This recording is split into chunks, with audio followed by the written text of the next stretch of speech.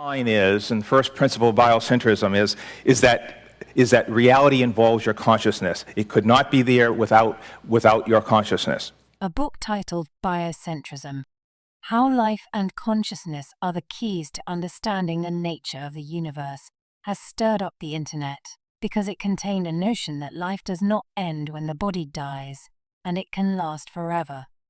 The author of this publication, scientist Dr. Robert Lanza, who was voted the third most important scientist alive by the NY Times, has no doubts that this is possible, beyond time and space. Lanza is an expert in regenerative medicine and scientific director of Advanced Cell Technology Company.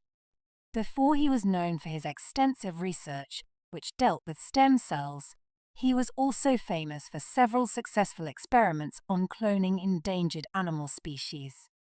But not so long ago, the scientists became involved with physics, quantum mechanics, and astrophysics.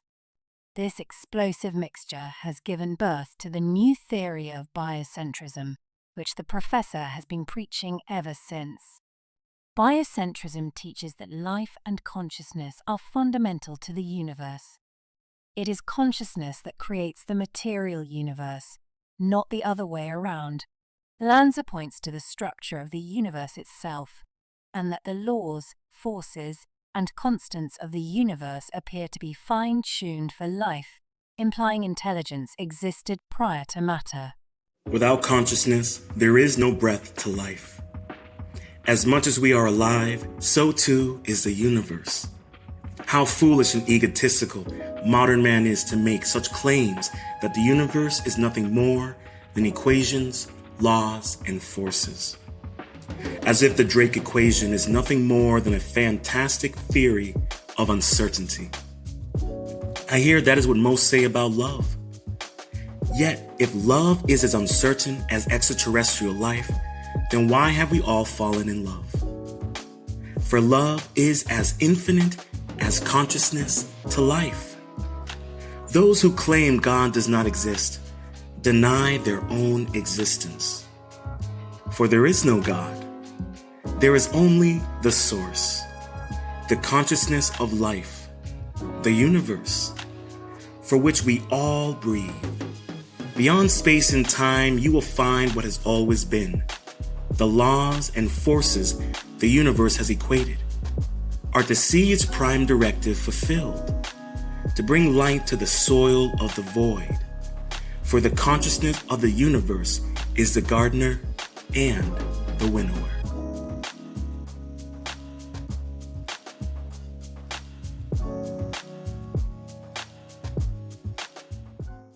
It was once before a time, because time had not yet begun. We did not live. We existed as principles of ontological dynamics that emerged from mathematical structures as bodiless and inevitable as the primes. It was the field of possibility that prefigured existence. He also claims that space and time are not objects or things, but rather tools of our animal understanding. Lanza says that we carry space and time around with us, like turtles with shells, meaning that when the shell comes off, space and time, we still exist. The theory implies that death of consciousness simply does not exist. It only exists as a thought because people identify themselves with their body. They believe that the body is going to perish, sooner or later, thinking their consciousness will disappear too. If the body generates consciousness, then consciousness dies when the body dies. But if the body receives consciousness in the same way that a cable box receives satellite signals, then of course consciousness does not end at the death of the physical vehicle. In fact, consciousness exists outside of constraints of time and space. It is able to be anywhere, in the human body and outside of it. In other words, it is non-local in the same sense that quantum objects are non-local. Lanza also believes that multiple universes can exist simultaneously. In one universe, the body can be dead, and in another it continues to exist, absorbing consciousness, which migrated into this universe. This means that a dead person while traveling through the same tunnel ends up not in hell or in heaven, but in a similar world he or she once inhabited, but this time alive, and so on, infinitely. It's almost like a cosmic Russian doll afterlife effect. Multiple worlds, this hope-instilling but extremely controversial theory by Lanza has many unwitting supporters, not just mere mortals who want to live forever, but also some well-known scientists. These are the physicists and astrophysicists who tend to agree with existence of parallel worlds and who suggest the possibility of multiple universes. Multiverse, multi-universe, is a so-called scientific concept which they defend. They believe that no physical laws exist which would prohibit the existence of parallel worlds. The first one was a science fiction writer H.G. Wells, who proclaimed in 1895 in his story The Door in the Wall.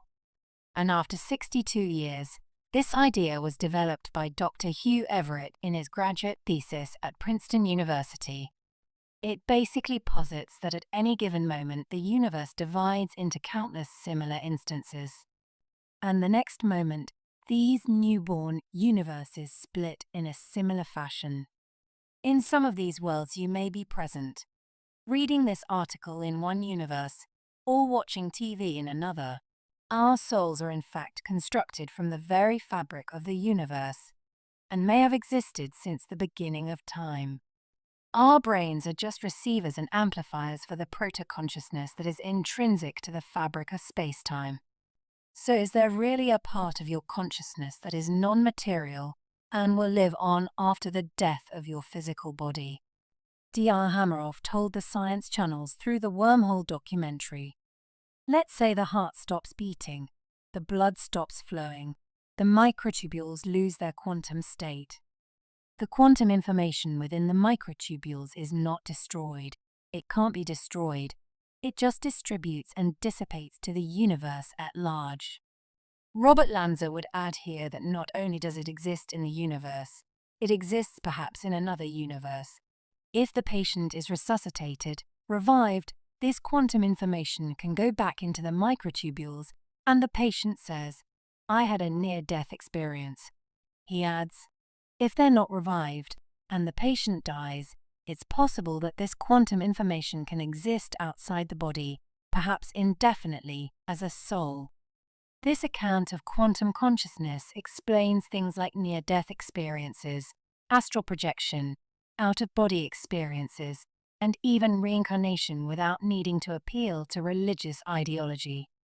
The energy of your consciousness potentially gets recycled back into a different body at some point, and in the meantime it exists outside of the physical body on some other level of reality, and possibly in another universe. Physical death is only the next stage in our life's journey. As one version of our life ends, so does another begin. Physical death is as infinite as the creation of life, for one cannot exist without the other. Yet, our consciousness is everlasting, for our consciousness operates like an atom while in the physical realm. As the observer becomes observed, as consciousness being born into the real world. Quantum consciousness vibrating the frequency of one universe to another. As I speak the words during my prayers to those loved ones that have passed, may the universe guide you upon your next spiritual journey. From one universe to another, the quantum consciousness travels to live life a lesson learned. Death is like a neuralizer. We forget the life lived in order to live a lesson forgotten. It is funny how we forget what the ancients have already known and taught us. Yet the domestication of our consciousness has prevented us from being able to contemplate what has already been thought, to live what has already been experienced. For the awakened, they call it the Akashic Records. For the layman, the Congressional Library of Consciousness. A plane of existence where the mastery of life's mysteries, arts, sciences, and philosophies exist, given access to be studied, memorized, and imbued within the physical realm of our quantum consciousness. This allows oneself to download from the universe, to update one's programming, to become enlightened with new software. The congressional library of consciousness exists as in many universes as our quantum consciousness. For the library is the consciousness of the universe itself. For as we live, so too does the universe learn and improve what has been taught. There are no wrong answers to the universe, only the wrong perspectives. Dr. Lanza has vindicated the words of the ancients. Now the choice is up to humanity to accept immortality or forsake for the ego's sake. I bet during the ancient times, they would say ignorance is death. Nowadays, they say ignorance is bliss.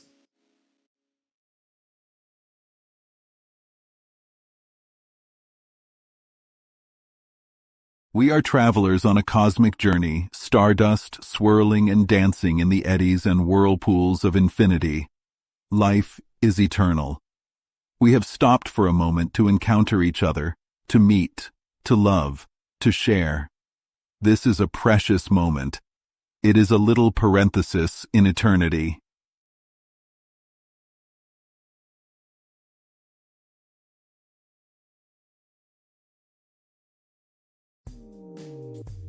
Hello there, I'm Koios, Rōnin BeatMaker, and welcome to Rōnin Art and Music, home to Rōnin Music, Lounge Rōnin, all things, everything, the Monday Mindset Rants, and Rōnin Reviews. We strive to make holistic and authentic content that aims to improve your individuality, mental fortitude, and peace of mind. If you're new to the channel, make sure to hit that like button, subscribe, and ring that notification bell. Stay positive, stay focused, stay true, and much love. Now, back to the show.